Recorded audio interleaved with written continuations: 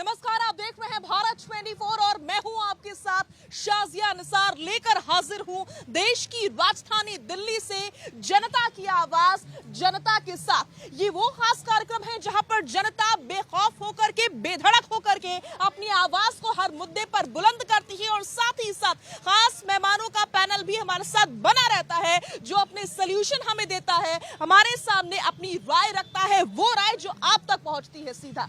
आज का मुद्दा है 2024 के चुनाव, मोदी वर्सेस ऑल या फिर मोदी वर्सेस कौन? आखिर कौन होगा विपक्ष की ओर से प्रधानमंत्री पद का चेहरा?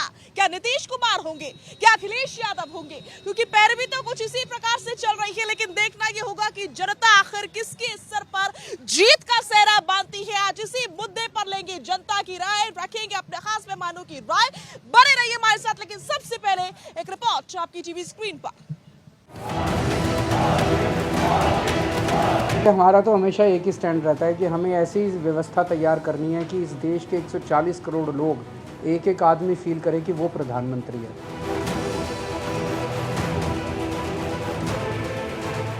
भारत की जनता ने मोदी जी को प्रधानमंत्री के रूप में स्वीकार चुका है।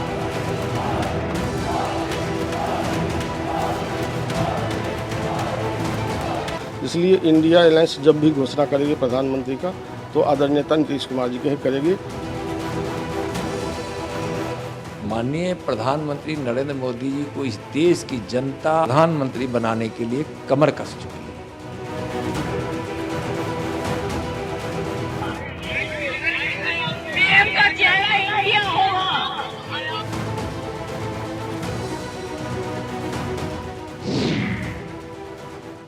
चलिए करते हैं खास कार्यक्रम की शुरुआत। कौन कौन खास मेहमान हमारे साथ अभी इस समय मौजूद है उनका तारुफ मैं करवा देती हूँ। प्रदीप सिंह हमारे साथ मौजूद रहेंगे जो कि बीजेपी लीडर हैं। मोहम्मद आसिफ कांग्रेस का पक्ष रखेंगे हमारे सामने। सूर्य प्रकाश मैथिल जी मौजूद रहेंगे।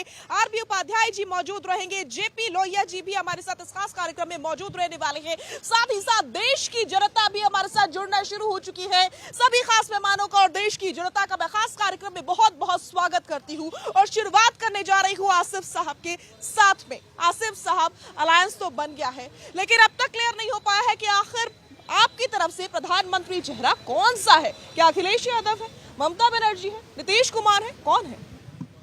मीडिया तमाम चेहरों के नाम ले रही है। ये जितने चेहरों के आपने नाम लिए सब अपने स्टेट में बड़े मजबूत हैं। इंडिया गठबंधन का हिस्सा, इंडिया गठबंधन इतना मजबूत है कि क्षेत्रीय मजबूत है। इंडिया की जनता मजबूत है, इंडिया मजबूत है। रही गठबंधन किस तरीके से बीच में जा रहा है, जनता राय दे रही है अपनी। अभी आपने देखा किस तरीके से एआईएडीएमके भाजपा छोड़ के चली गई और तमिलनाडु के अंदर एआईएडीएमके लोगों ने सड़कों पे आके जश्न मनाया। हमें आज निजात मिल गई भारतीय जनता पार्टी से। इसी तरीके से आपने जेडीएस को साथ मिलाया, मिलाने के बाद वहाँ के एमएलए कह रहे हैं आप भाजपा से अलग होइए वरना हम भाजपा छोड़ रहे हैं। ये तो एनडीए गठबंधन का हाल है।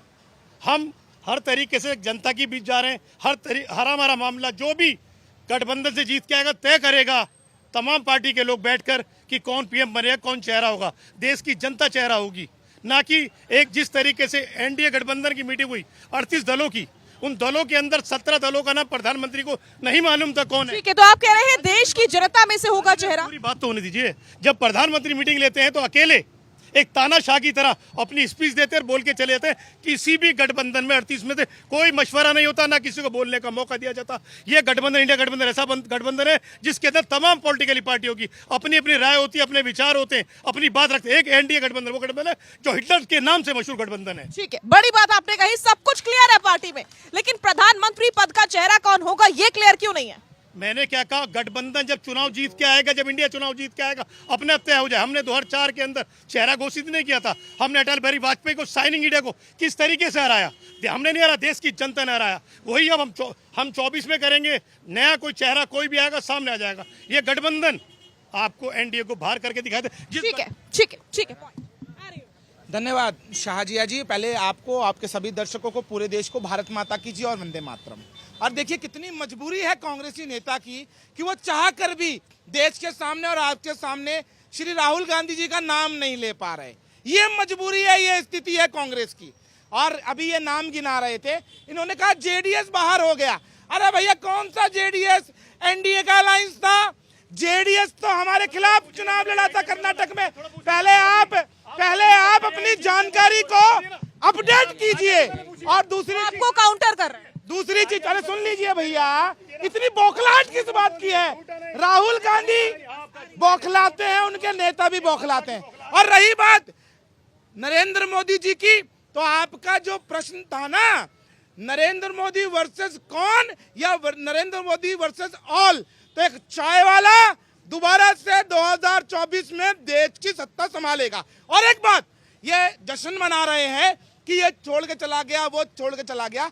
अरे अंडा पार्टी, दिल्ली में अंडा, हरियाणा में अंडा, उसके अलावा तमिलनाडु में अंडा, पश्चिम बंगाल में अंडा और मध्य प्रदेश में अंडा, हर जगह तो अंडा है आपके पास में। किस आधार पे आप चुनाव जीतने की बात करते हैं? आज अखिलेश यादव ने कहा कि हम अपनी मर्जी से आपको सीट छोड़ेंगे, तो आज कांग्रेस की स्थिति तो ये हो गई है दयनीय, कटोरा लेके घूम रही है क्षेत्रीय दलों के सामने। अरे भैया सीट दे दो, सीट दे दो। ठीक है, तो ये औकात, ठीक है, आ रही हूँ। उपाध्याय जी, आ रही हूँ आपके पास। उपाध्याय जी, समाजवादी चाहती है कि अखिलेश को प्रधानमंत्री पद का चेहरा घोषित कर दिया जाए, उधर आरजेडी और जेडीयू नीतीश के पक्ष में नजर आ रही है। ये तस्वीर तो साफ। अरविंद केजरीवाल कुछ और ही बोल रहे हैं, वो कह रहे हैं कि सबको एम्पावर करने के लिए गठबंधन बनाया गया है। राहुल गांधी का तो कोई नाम ही नहीं आ रहा है। देखिए, किसी का नाम लेने से या कर देने से साजिया नहीं होता, ये जनता तय करती है। जिसकी जितनी संख्या भारी उतनी उसकी हिस्सेदारी, जिसके मेंबर ऑफ पार्लियामेंट ज़्यादा होंगे वो प्रधानमंत्री बनेगा, ये तय है। और जैसा कि मोदी वर्सेज ऑल की बात हुई, जब इंदिरा गांधी थी तब होता था इंदिरा वर्सेज ऑल, तब भी तो ये प्रश्न समय समय पर खड़े होते रहते हैं, लेकिन समय ही जवाब देता है। इंदिरा के बाद भी देश चल रहा है, मोदी जी आ गए, मोदी जी के बाद भी देश चलेगा। और ये जनता है, जनता जिसको आशीर्वाद देती है वही प्रधानमंत्री बनता है, वही मंत्री बनता है। इंतजार करें, 2024 ज़्यादा दिन दूर नहीं है। और जनता सारे जो आकलन कर रही है वो अपने तरीके से, चाहे बेरोजगारी है, चाहे महंगाई है, चाहे शिक्षा है या स्वास्थ्य है। देखिए, चारों तरफ एक अराजकता का माहौल है। किसान धरना दे रहा है, प्रदर्शन कर रहा है। जो जवान है, नौजवान, वो चाहता है कि मुझे रोजगार मिले। रोजगार की बात कोई नहीं कर रहा, सब बात करते हैं, धर्म की बात करते हैं, पार्टी की बात करते हैं। अरे जनता की बात करिए जो वोट करती है। भूखा पेट रोटी मांगता है, बेरोजगार रोजगार मांगता है। और जनता कहती है 60-70 साल कांग्रेस ने राज किया, तब कौन सी बेरोजगारी और गरीबी पर बात कर ली? देखिए, 60-70 साल उन्होंने राज किया, वो नहीं कर पाए। जनता ने सिंहासन छीन लिया, सिंहासन से बाहर कर दिया। जो नहीं कर पाएगा वो बहुत लंबे समय तक नहीं चलेगा। जो मूलभूत मुद्दे हैं, जो आवश्यकता है, पेट भरने, भूखा पेट रोटी की बात करता है, उसके लिए वही भगवान है, वही धर्म है। बीमार के लिए दवा वो इंतजाम कोई कर नहीं रहा। बात करते हैं अल्लाह के नाम पे दे दे, खुदा के नाम पे दे दे, राम के नाम पे दे दे, हनुमान के नाम पे दे दे, तो ये ज्यादा दिन चलता नहीं है। ठीक है, प्रदीप जी, क्या वाकई जो गठबंधन बना है, इंडिया अलायंस बना है, वो बड़ी चुनौती बीजेपी को देने वाला है?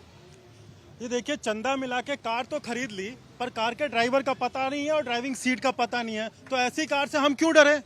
सीधी सी बात है ना। हमारी जनता लोकतांत्रिक जनता है और वो वोट देने से पहले जिसको वोट देती है उसका ठोंक बजा के देख लेती है।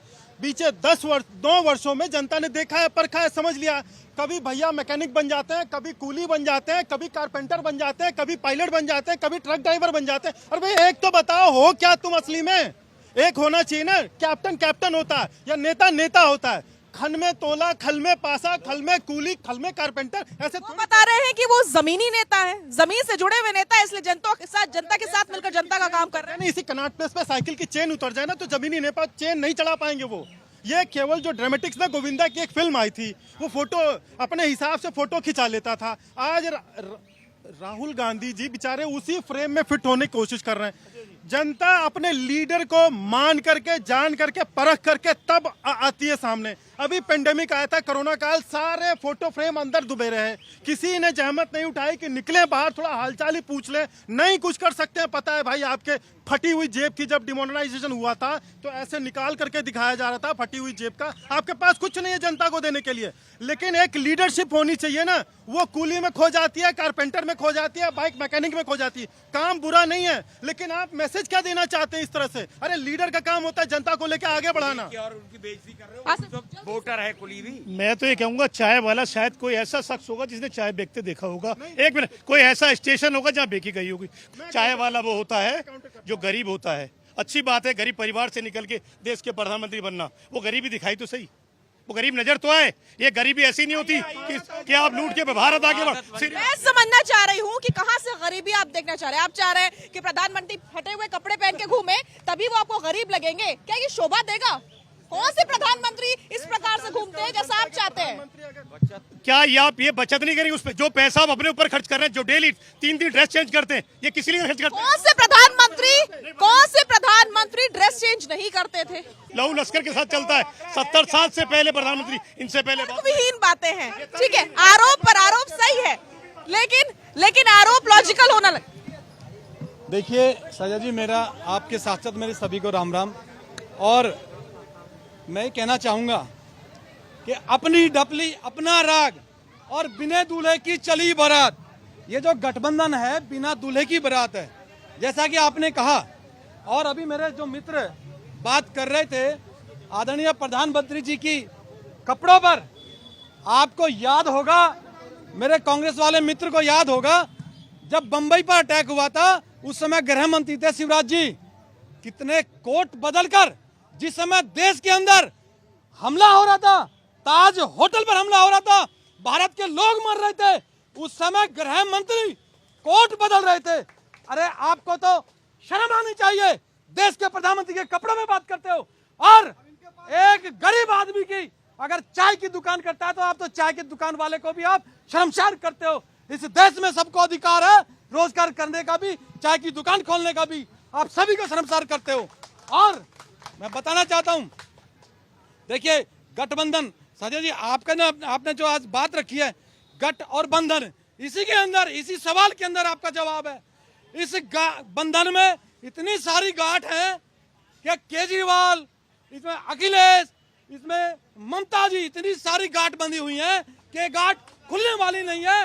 और 2024 के अंदर आने वाले 50 सालों तक भारत के अंदर अभी प्रधानमंत्री की कोई वैकेंसी है ही नहीं। ठीक है, जनता की बात करेंगे। जनता क्या बोलना चाहती है? मोदी मोदी मोदी। मैम, हम एक बात बोलना चाह रहे हैं, माननीय प्रधानमंत्री जी से आग्रह कर रहे हैं और माननीय राष्ट्रपति जी से भी आग्रह करना चाह रहे हैं, यहाँ पर के जो भी नेता बात करेंगे अपने अपने पक्ष में बात करेंगे, एक दूसरे को गाली देंगे, एक दूसरे को खिलाफ बोलेंगे, लेकिन सही बात जनता के हित में जो है एक्चुअली वो बात नहीं होती है। बड़ी मांग है, बड़ी मांग है। बोलो जी, जैसे आपने बोला इंडिया गठबंधन के बारे में, तो इंडिया गठबंधन आप देखी होगी, जो गांव देहात में जो होते हैं सुअर, वो जो कितनों भी उन्हें नहला धोवा दो फिर घर में रखो, वो जाकर सोएंगे कीचड़ में। वहीं इंडिया गठबंधन का हाल है, उन्हें कितनों भी एक कर लो, आने वाले समय में सब लट्टम जुटम करके बाहर ही जाएंगे। उन्हें आप कितनों साथ रख लो, जो है केजरीवाल जो गठबंधन बना है, तो वो बोलते हैं कि हमारी जैसी ईमानदार पार्टी कहीं नहीं है, तो उनके जैसे बेईमान पार्टी भी कहीं नहीं है। वो चोरों के सरदार हैं, यानी मुखिया वो हैं, वो सबको हैंडल करते हैं। ये जनता की राय। जनता को कितनी बार झूठ बोलोगे? बार बार झूठ बोल के रोजगार की बात करो, कोई काम की बात करो, व्यवसाय की बात करो, देश को सिर्फ धर्म और जात में बांटने की बात मत करो। उत्तर भारत से जो बंबई में जो गर्दी हो रही है उसको सोचो कि उनको यहाँ कैसे रखा जाएगा। अगर ये नहीं होगा तो फिर क्या करेंगे? सिर्फ बातें होंगे इस पे। साउथ इंडिया के लोगों को लेकर के नाराजगी जता रहे हैं। देखिए, मेरे भाई ने कहा कि ग्रामीण स्थिति क्या है, मैं इनको बता दूं कि मोदी सरकार जब से आई है उसके बाद से इस देश के अंदर किसानों की आत्महत्या होनी कम हुई है। उन्होंने, प्रधानमंत्री जी ने किसान सम्मान निधि के माध्यम से किस प्रकार से किसानों को लगातार वित्त पोषण किया है, लगातार डीएपी के अंदर सब्सिडी दी है। और मैं आपको बता देना चाहता हूं मेरे मित्र, आप कहते हैं रोजगार की बात, तो प्रधानमंत्री मुद्रा योजना के माध्यम से 40 करोड़ लोगों को देश में प्रधानमंत्री मुद्रा योजना का लाभ दिया है। वो सरकारी बैंक जो बड़े बड़े कोलेट्रल रखकर गरीब आदमी को लोन देने से खतरा देते हैं, आज वो 50,000 से 10 लाख रुपए तक का लोन बिगड़ किसी जमात राशि के आम आदमी को देते हैं। अब देखिए, विश्वकर्मा योजना देश के ओबीसी वर्ग के लिए, जो मेरा छोटा भाई काम करता है, चाहे वो नाई का हो, धोबी का हो चाहे वो जुलाहे का हो, कोई भी छोटा काम करता है 15,000 करोड़ का बजट रखा है उस योजना के लिए। और एक बात, नरेंद्र मोदी पैदा हुए नहीं है, वो अवतरित है। इस देश की 370 हटाई, 35 से हटाई, पाकिस्तान को गल में घुसकर मारा है, ट्रिपल तलाक हटाया है और भारत को 5वीं बड़ी अर्थव्यवस्था बनाया है। आज G20 इस देश में हुआ है, बड़े बड़े देश भारत के सामने नतमस्तक है, ये है नरेंद्र मोदी। ठीक है मैथिल जी बोलिए। इनको बोलिए, भाई साहब बोलेंगे, बोलिए। मैम देखिए, मैं एक चीज़ बताना था, कौन क्या खाता है, क्या पीता है, क्या व्यवसाय करता है, कैसे, उस पर कोई चिड़ नहीं होनी चाहिए, किसी राजनेता को इस पर चिड़ नहीं होनी चाहिए। पर मैं ये कहना चाहूँ, देश को जो तरक्की और गरीबों के लिए भलाई करे, किसानों के लिए उचित कार्य करे, नीचे जनजाति और जातिवाद में कोई भेदभाव पैदा करे, वही देश का प्रधानमंत्री होगा आने वाला। चाहे गठबंधन हो, चाहे कोई भी हो, सोने के चम्मच में खाने वाले हो, इनसे कोई देश को फर्क नहीं पड़ेगा। ठीक है, ये भाई साहब बोले थे किसान की बात करे थे, हमारा मित्र भाई साहब चला गया, उसने चलो चला गया। ये भाई साहब बोले मोदी के कपड़े की बात करे, भाई मोदी के पास कपड़े तो पहन रहे, आपके पास नहीं है तो नहीं पहन रहे। अब योगी जी है, वो 2 ही कपड़े में रहते हैं, उनका मर्जी है अपने कपड़े में रहे। आज जो गठबंधन की बात है, जो अरविंद केजरीवाल मजबूरी में मजदूरी करना, चाहे लालू प्रसाद यादव की जो बेटा डिप्टी सीएम तेजस्वी यादव है, मजदूरी करना, लैंड फॉर जॉब घोटाला में उनको 40 दर्ज किया गया, इसके दौर से कांग्रेस पार्टी में गया। कांग्रेस की आज इतनी बड़ा मजबूरी, 138 साल हो गए कांग्रेस को गठन बनाते हुए। आज कांग्रेस पार्टी कभी नाले में डुबकी लगा रहे हैं, कभी तालाबों में डुबकी लगा रहे हैं। जो कांग्रेस पार्टी हमेशा समुद्र में नहाया करता था, आज इनकी हालात ये है। ये गठबंधन, अखिलेश यादव बोला मैं 3 सीट दूंगा, ममता बनर्जी बोला जो बंगाल में आना, दिल्ली में अरविंद केजरीवाल बोला। क्या लगता है अब तक प्रधानमंत्री पद का चेहरा विपक्ष ने बताया नहीं है, क्या लगता है कौन होगा? मैडम देखो, सपना सजाए बैठे हैं, सुहाग रात की दुल्हन उठा के ले जाएंगे लड़के गुजरात की, ये हालात है इनकी, समझ गए?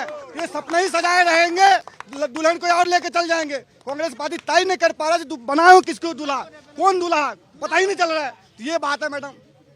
ठीक है, बड़ी बात है ये। बोलिए आसिफ साहब। देखिए किस तरीके से बोल रहे हैं, अच्छी लैंग्वेज है, बहुत अच्छी बात है।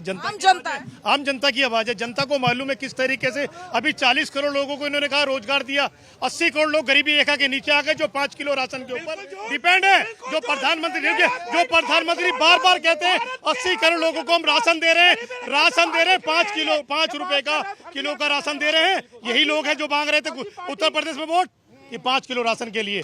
यही वो लोग हैं जो मुद्रा लोन राशन मिल रहा है ना, वही लोग राशन ले रहे हैं जो गरीबी रेखा के नीचे आ गए। वही तो मैं कह रहा हूँ ना, यही इनका झूठ है। किसको पैसा दिया? शायद हो सकता है भाजपा कार्यालय बना, उसके ऊपर पैसा खर्च किया हो। दिल्ली के आप ही कह रहे हैं कि राशन नहीं मिल रहा है। मैं कह रहा हूँ मिल रहा। मैंने कब कहा? मैंने कहा जब 80 करोड़ जनता को राशन मिल रहा है, लाजमी बात है 80 करोड़ जनता गरीबी रेखा के इनके मुताबिक नीचे आ गई है, इसलिए राशन की मोहताज हो गई है। इन्होंने जनता को मोहताज बना दिया, इस लायक नहीं छोड़ा कमाई के अंदर। कैसी बात है आसिफ साहब, अब से सालों से जनता बोल रही है कि गरीबी इस देश से खत्म करो। एक सरकार जो गरीबी खत्म करने के लिए आगे बढ़ रही है, मुफ्त में राशन बांट रही है, तो आप कह रहे हैं कि ये तो मोहताज बना रही है। सुनिए ना, आप सुन तो लीजिए। 14 से पहले 21 करोड़ लोग थे, आज 80 करोड़ आपने कैसे कर दिया? आपने अगर तरक्की दी, कारोबार दिया, तो आपने ऐसा कैसे कर दिया? साजी बताइए ना, ये कैसे हो गया? ये आपकी नाकामी की वजह से, जनता आपकी नाकामी। दूसरे आप काउंटर कीजिए, कौन मना कर रहा है? ठीक है साजिया, ये देखिए, ये बिना पढ़े लिखे आ गए हैं, न तथ्य है न कोई आंकड़े हैं, और इसी को कहते हैं कांग्रेस जनता को भ्रमित करती है। न सिर न पैर, बस बोले जा रहे हैं, बोलना ही है। अरे बोलना ही तो कुछ बोलिए ना। आप गरीबी की रेखा 55 वर्षों तक लगातार कांग्रेस का शासन रहा है, उसके बाद जो प्रगति आई है उस पर ये कुछ न बोलेंगे, बस बिना सिर पैर के बोले जा रहे हैं। एक मिनट, पॉइंट ये है, आपने 24 के चुनाव तक, ये बताइए 24 के चुनाव नहीं बोलिए ना, बोल रहा हूँ ना, चुनाव इस तरह से बोलने नहीं देंगे, फिर उसके बाद आप कर रहे हैं उस तरह से कर। ये साजिया जी, पेंडेमिक आया था, केवल भारत में नहीं संपूर्ण विश्व में था। भारत सरकार जो कि वेलफेयर योजना के अंतर्गत अगर प्रत्येक नागरिक को सुरक्षित कर रही है, तो उससे इनको तकलीफ है, क्योंकि लाइसेंस राज की आदत है ना। नहीं, लाइसेंस राज की आदत है, हर व्यक्ति को मुफ्त में टीके लगे, उससे इनको परेशानी है। विश्व में तेल की कीमतें बढ़े हुई है, भारत में अभी उसका असर उतना नहीं है। यहाँ पे 7% 8% हो जाती है, तो बात करते हैं मुद्रास्फीति की। दूसरे जो विकसित अर्थव्यवस्था है वहाँ 12% के ऊपर इस समय चल रहा है, हालत सबकी खराब है। और ये आ जाते हैं बात करने बिना तर्कों के लेख पे। ये आप करिए, राजनीति करिए, लेकिन कम से कम जनता को भ्रमित मत करिए। सुन लेते हैं जनता से, अगर सरकार मुफ्त में राशन बांट रही है तो वो किसको सही लग रहा है और किसको नहीं लग रहा है, ये बता दीजिए जल्दी से। इसलिए बांट रहे हैं, जब शरद पवार कांग्रेस की जो किसी मंत्री कांग्रेस की शरद पवार थे, जब 48,000 टन अनाज सड़ गए थे, सुप्रीम कोर्ट ने टिप्पणी किया था जब अनाज को गरीब तक पहुंचाओ, उसके बाद भी नहीं पहुंचाया, उस पर 16,000 टन अनाज सड़ गया, तब जाके सुप्रीम कोर्ट ने लताड़ लगा, उसकी बोला तो शरद पवार बोला हम बंटवा नहीं सकते, बहुत दिक्कत आ रहा है बांटने में। फिर नरेंद्र मोदी आकर आधार कार्ड बना के गरीबों तक अनाज को बंटवाया, आज खराब नहीं होने दिया, उसको सड़ने नहीं दिया। इनको तकलीफ किस बात का है? सुन लिया जवाब आसिफ साहब, ये जनता का जवाब है।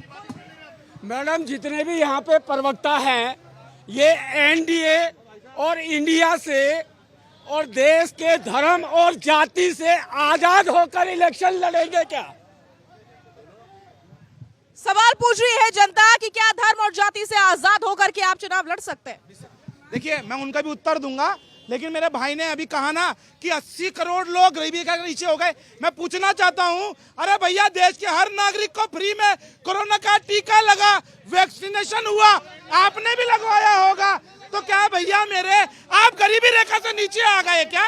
मैं पूछना चाहता हूं। और मजे की बात मैं बता दूं, 13 करोड़ 50 लाख लोग, भारत सरकार का आंकड़ा है, गरीबी रेखा से बाहर निकले। जवाहरलाल नेहरू जी नारा लगाते थे गरीबी हटाओ, फिर इंदिरा गांधी जी आई कहती थी गरीबी हटाओ, फिर राजीव गांधी जी आए कहते गरीबी हटाओ, लेकिन गरीबी तो हटी नहीं, इनकी अमीरी बढ़ती चली गई। और राजीव गांधी जी ने कहा था ना, ऊपर से 1 रुपया चलता है, नीचे 10 पैसे पहुंचते हैं। इनको दर्द यही है कि हम नरेंद्र मोदी की सरकार में ऊपर 1 रुपया चलता है तो जमीन पे भी 1 रुपया पहुंचता है। और ये जो अनाज की बात कर रहे हैं, दर्द ये है कि पहले अनाज सड़ाया जाता था, उसके बाद शराब माफिया को दिया जाता था शराब बनाने के लिए। अब नरेंद्र मोदी गरीबों को देता है पेट भरने के लिए। देखिए, ऐसा नहीं है। राजीव गांधी में इतनी हिम्मत तो थी कि उसने कहा कि हम 1 रुपया देते हैं, 15 पैसा पहुंचता है, 85 पैसे खा जाते हैं। आज तो हजारों करोड़ रुपया खाया जा रहा है, कोई लेके भाग रहा है, कोई बैंक का एनपीए बढ़ गया, बैंकों पे लोगों को भरोसा नहीं रहा। पहले बैंक में जमा करते थे कि मुझे जरूरत होगी बैंक से निकाल के ले आऊंगा, नोटबंदी के समय बैंक ने कह दिया मैं तो 200 रुपए दूंगा। अरे भाई, मेरा 2 लाख रुपए जमा है, 200 रुपए क्यों दे, मुझे 2 लाख की जरूरत है। तो लोगों का व्यवस्था से विश्वास उठ रहा है, बैंकों से विश्वास खत्म हुआ। जो पूंजीपतियों उन पर हजारों करोड़ रुपए माफ होंगे, किसान को 600 रुपए देके 600 रुपए की किस्त देके कहते हैं कि वोट कर दे, किसी को 5 किलो राशन देके कहते हैं वोट कर दे। अरे उसको रोजगार दे दो, उसकी जेब में पैसा होगा, वो 10 किलो राशन खरीदेगा, अपने बच्चे की फीस भरेगा, अपना इलाज करा लेगा। रोजगार आप दे नहीं पाते, फ्री अनाज जब तक आपकी मर्जी आप देंगे, और जिस दिन देना बंद कर देंगे उस दिन लोग भूखे मर जाएंगे। तो ये कोई तरीका नहीं है। तरीका है उसको रोजगार दीजिए, उसके हाथ को काम दीजिए, उसकी जेब में पैसा आएगा, वो अपनी परेशानी दूर कर लेगा। इस देश में सारे कलेक्टर, सारे आईपीएस, सारे आईएएस और सारे मोदी और अदानी थे क्या? मैं पूछना चाहता हूँ, ये इतना ज्ञान दे रहे हैं। ठीक है, बोलो। रोजगार के लिए किसी की आवश्यकता नहीं है, अगर तुम में कैपेबिलिटी है तो रोजगार इतना है कि कमी नहीं है रोजगार की। मैं एक स्टूडेंट हूँ, आज मेरी नौकरी नहीं लग रही तो कमी सरकार की नहीं, कमी मेरी है, क्योंकि मेरे अंदर काबिलियत नहीं है नौकरी लगाने की। अब सरकार को एक दूसरी अपोजिट पार्टी को वो मिल जाता है कि रोजगार बेरोजगार रोजगार बेरोजगार, ऐसा कुछ भी नहीं है। अगर तुम में काबिलियत है तो तुम चांद तक भी जा सकते हो।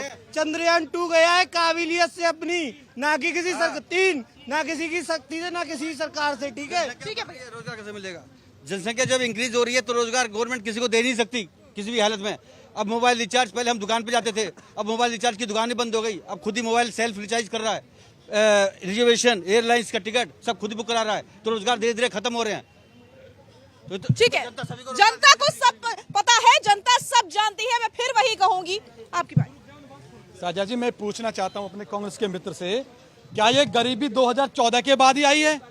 आप इसका जवाब दें। और आपकी पार्टी का तो नारा था गरीबी हटाओ, और मैं आज आपके माध्यम से, यहाँ भारत की देवतुल्य जनता खड़ी है, मैं आपके माध्यम से सभी से पूछता हूँ कि गरीबी हटाओ का नारा किसका था? जरा जोर से बताओ, गरीबी हटाओ का नारा किसका था? गरीबी हटाओ का नारा किसका था? तो क्या गरीबी हटाई? गरीबी नहीं हटाई, आप लोगों ने गरीब को ही हटा दिया। और दूसरी बात, आज बात हो रही है यहाँ पर गठबंधन की, मोदी वर्सेस ऑल मोदी। देखिए साजा जी, ये लोग चोर मौसेरे भाई जो कल तक एक दूसरे को गाली देते थे, आज एक ही मंच पर क्यों खड़े हुए हैं, ये सोचने का विषय है। और ये क्यों खड़े हैं, ये केवल और केवल मोदी के कारण खड़े हैं। इनको ना प्रधानमंत्री से कोई लेना, ना इनकी देश की जनता से कोई लेना। इनको केवल अपने आप को और अपने परिवार को बचाना है। जो भ्रष्टाचार इन्होंने भारत के लिए, अपने परिवार के लिए भारत में किया है, इनको सिर्फ अपने आप को बचाना है और इनको भारत की जनता से कोई लेना देना नहीं है। ठीक है, दूसरी बात जल्दी पूरी करना चाहता हूँ। भारत की जनता आज यहाँ पर खड़ी है। मेरे प्यारे भाइयों, बताओ वैक्सीन को किसने लगवाया था? ये भी भारत का वही प्रधानमंत्री है, नरेंद्र मोदी, जिसने 80 करोड़ लोगों को अगर अनाज मुफ्त दिया है, तो ये वही प्रधानमंत्री है जो विदेशों के सादे फ्री वैक्सीन भेजता है। ये वो प्रधानमंत्री है जो सामरिक और सामाजिक द्वेष के साथ प्रेम और भाव दूसरे देशों को भी इंसानियत की तरह तौर पर लेता है। ये वो प्रधानमंत्री। ठीक है। देश की जनता यहाँ पर खड़ी हुई है, यहाँ पर युवा भी खड़े हुए हैं जो कि यहाँ मौजूद हर बात के साक्षी हैं, गवाह हैं और बखूबी मजबूती के साथ अपनी बात रख रहे हैं। महंगाई बढ़ गई है। 1974 में जो जयप्रकाश नारायण के आंदोलन में जो लालू यादव को जेल डाला था इंदिरा गांधी ने, आज वही लालू यादव के साथ कांग्रेस पार्टी हाथ मिलाने का काम किया। आज मान लो अनाज दिया जा रहा तो क्या गलती किया मोदी ने? 9 साल में 18,000 गाँव के बिजली से रोशनी देने का काम किया। 4 करोड़ आवास योजना दिया है, शौचालय घर तक पहुंचाया है, कश्मीर से कन्याकुमारी तक हाईवे बना के दिया है, भारत मंडप बना के दिया, संसद भवन बना के दिया। यही लोग गुलाम। देखिए सुनिए, ये कोई प्रवक्ता नहीं है, ये आम जनता है, हमने बुलाया नहीं है, ये अपने आप खुद चल के आते हैं इस कार्यक्रम का हिस्सा बनने के लिए। बोलो भैया। जो सारे एकजुट हुए हैं उनमें से कौन शरीफ है? सबके ऊपर तो घोटाले के केस चल रहे हैं। इनसे ये बताया जाए, सबके ऊपर तो घोटाले चल रहे हैं, किसी के चारा पे, किसी का स्पेक्ट्रम का चल रहा है, कौन है? चेहरा बने सारे एकजुट तो हुए हैं, वही तो सारे वो खुद घोटालेबाज हैं। मोदी कौन बन सकते हैं, इनका पहले चयन कर ले, तब अपना एक साथ एकजुटता दिखाए। ठीक है। मोदी का कंपैरिजन कौन कर सकता है, पहले ये बताए। जनता तो ये कह रही है, लेकिन यहाँ तो विपक्ष बताने को तैयार ही नहीं है। देखिए क्या होता है, मुद्दा होता है जनता को कन्विंस करने का। विपक्ष के पास अपने आप को कन्विंस करने का तो मुद्दा ही नहीं है, वो जनता को कहां से कन्विंस करेगी। एक लीडर होता है या एक संगठन होता है, आप केंद्र के तौर पे भ्रम फैलाने के लिए आप एकता का नारा लगाएंगे, लेकिन जब धरातल पे आएंगे तो आप अपने आप में ही टूट जाएंगे। आप बताइए, अधीर रंजन चौधरी जी क्या ममता बनर्जी को स्वीकार्य होंगे? बंगाल से दोनों आते हैं और आपस में बहुत गुत्थम गुत्थी और गाली गलौज होती है। अरविंद केजरीवाल कह रहे हैं कि सबको बूस्ट करने के लिए बना हुआ है। बूस्ट करने के लिए, यानी देखिए वो तो भ्रम का जाल फैला के अरविंद केजरीवाल जी आए। देखिए मैं भारतीय जनता पार्टी का कार्यकर्ता हूं, लेकिन मुझे इस बात का अफसोस है कि बुजुर्ग नेता से शीला दीक्षित आज वो नहीं है, प्रभु उनकी आत्मा को शांति दे। कितना इन्होंने पब्लिक असैसिनेशन उनके कैरेक्टर का किया है, ये हमारे समाज में स्वीकार नहीं है। और आज नहीं तो कल, कल नहीं तो परसों अरविंद केजरीवाल जी को शीश महल ले डूबेगा। ये आए थे एक ढीली सी शर्ट और उल्टा। मैं समझना चाहती हूँ कि कौन कौन चेहरा आपको लगता है? अरविंद केजरीवाल जी है, अखिलेश यादव जी है, ममता जी है, नीतीश कुमार है, राहुल गांधी भी है। राहुल गांधी जी देखिए कारपेंटर बने, अभी अगला क्या बनेंगे उसका मुझे भी वेट है। अगला आप गटर साफ करने का काम रह गया, वो भी कर दे तो मैं गंगा नहा लूं उसके बाद। ठीक है, जनता की बारी, कौन बोलना चाहता है? मैडम जी, प्रवक्ता महोदय से सवाल पूछा था, जवाब नहीं दिया। जनता से सवाल है, एनडीए और इंडिया गठबंधनों से आजाद होकर देश की एकता और अखंडता के लिए मतदान देंगे क्या देशवासी? है देशवासियों के पास जवाब? बोलो भैया। सब खामोश है एक साथ। ठीक है, तो फिर से मैं गेस्ट का रुख करूंगी, लेकिन मुझे अब तक ये समझ में नहीं आ रहा है विपक्ष चेहरा क्यों नहीं सामने ला रहा है। कहीं ऐसा ना हो चलो जीत भी जाए फिर आपस में ही लड़ जाए। देखिए शाहजी जी, मेरे भाई ने बोला ना कि आखिर इन सबसे ऊपर उठ के देश की एकता अखंडता के लिए वोट करेंगे क्या? अरे भैया, देश की जनता जो है वो एकता अखंडता के लिए ही वोट करेगी। 35 से हटाया है, 35 और 370 हटाया है। एक देश में 2 निशान, 2 प्रधान और 2 संविधान खत्म किए हैं। जहाँ लाल चौक पर तिरंगा जलाया जाता था, आज वहाँ तिरंगा फहराया जाता है। सुन लीजिए। और दूसरी चीज, एक कहावत है हमारे गांव देहात में, कहीं का ईंट और कहीं का रोड़ा, भानुमती ने कुनबा जोड़ा। तो ये घमंडिया गठबंधन जो है ना, आज वही हालात है। ये नहीं पता कि इसकी राज क्या है, उसकी राज क्या है। और वो उदाहरण मुझे याद आता है कि जब जानवर सारे के सारे एक घाट पे पानी पी रहे हो तो समझ लेना चाहिए दूसरे घाट पर सिंह पानी पी रहा है। बड़ी बात बोलिए। जी हाँ, वो जो घाट पे पानी पी रहा है, 39 पार्टियों की जरूरत क्यों पड़ी उस आदमी को? 39 पार्टियां क्यों हो गई?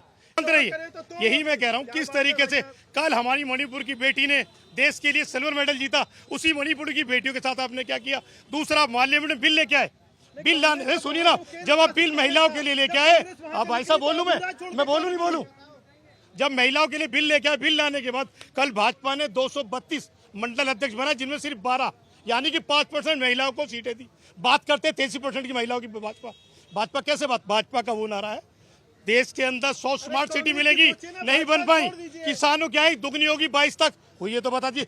जनता के अनुसार सुन लीजिए, जनता कहती है, जनता ही मुझे बताती है कि 2014 में तो एक मजदूर को मजदूरी भी 100 रुपए मिलती थी, आज 500 रुपए मिलती है, ये बोल रहे हैं। आइए ना, पहले बिल्कुल ऐसे है भाजपा के लिए जैसे 400 रुपए का सिलेंडर 2014 में मिलता था, इनके आने के बाद 1100 का मिला, ये बिल्कुल से जुड़ा हुआ है। ये वही चीज है, कैसे जो दुनिया में सबसे महंगी गैस हमारी महिला हिंदुस्तान में खरीद रही है।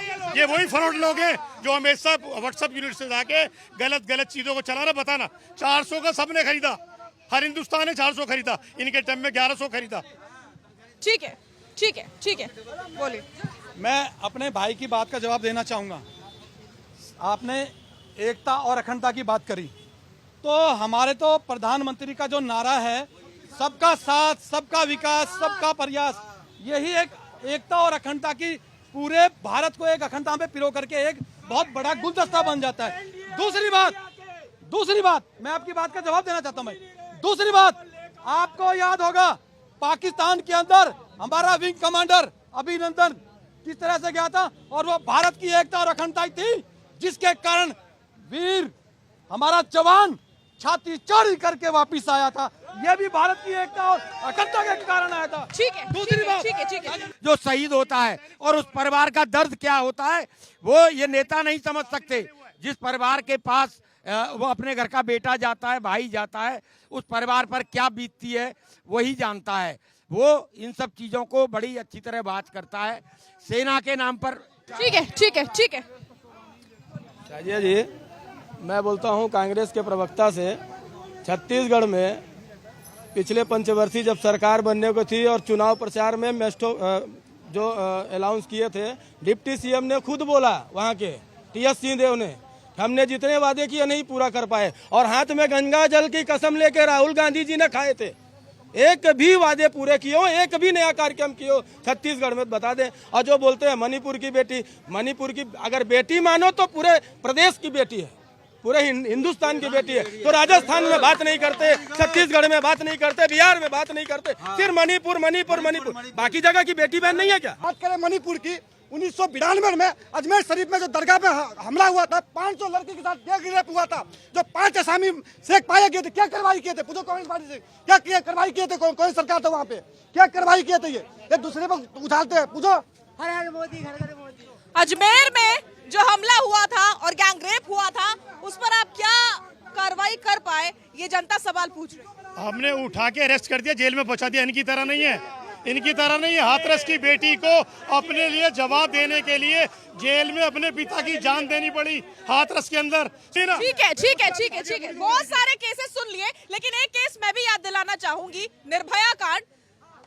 बच्ची को इंसाफ दिलाने के लिए देश को सड़क पर आना पड़ा था। हालांकि हालात बदले कुछ नहीं है, सरकारें बदल गई, हालात अब भी वही है। कल एक बेटी के साथ क्या हुआ वो सबने देखा। तो सरकार चाहे कांग्रेस की हो या बीजेपी की हो, प्रताड़ित हो रही है बेटियां। आ रही हूं मैं। देखिए, बड़ी खूबसूरती से इन्होंने उस बात को डॉज कर दिया जो मेरे भाई ने अजमेर कांड की बात की थी। 1992 के अंदर किस प्रकार से हजारों लड़कियों के संग बलात्कार हुआ और किन्होंने किया, ये सब जानते हैं, मैं यहाँ नाम लेना नहीं चाहता। उसके ऊपर वो कांग्रेस का ही नेता था, अजमेर का कांग्रेस का जिला अध्यक्ष था, जिन्होंने किया, और वर्तमान तत्कालीन कांग्रेस सरकार ने इसको पूरा बचाव किया था। ये बात कर रहे हैं, और वो मेरे भाई जो है ना, सेना के लिए बोल रहे थे कि सबसे निचले पायदान पे पेंशन है। पता नहीं मेरे भाई आप किस फोर्स से हैं, one rank one pension Bharatiya Janata party की केंद्र सरकार ने दी है। पता नहीं साहब आपको कौन सी बात याद आ रही है। और रही बात सेना की, तो ये बोल रहे थे सैनिकों की शहादत की। अरे तब याद कीजिए जब कश्मीर में खड़े होकर सेना पे पत्थर मारे जाते थे। आज तो सेना पे कोई एक पत्थर मारता है तो 10 गोली उसकी छाती में उतारने की सेना को परमिशन है। ठीक है, ठीक है, ठीक है, ठीक है, ठीक है। तो ये है जनता की आवाज, जनता का हुजूम। आप हमारे साथ, हमारे पीछे बिल्कुल देख सकते हैं।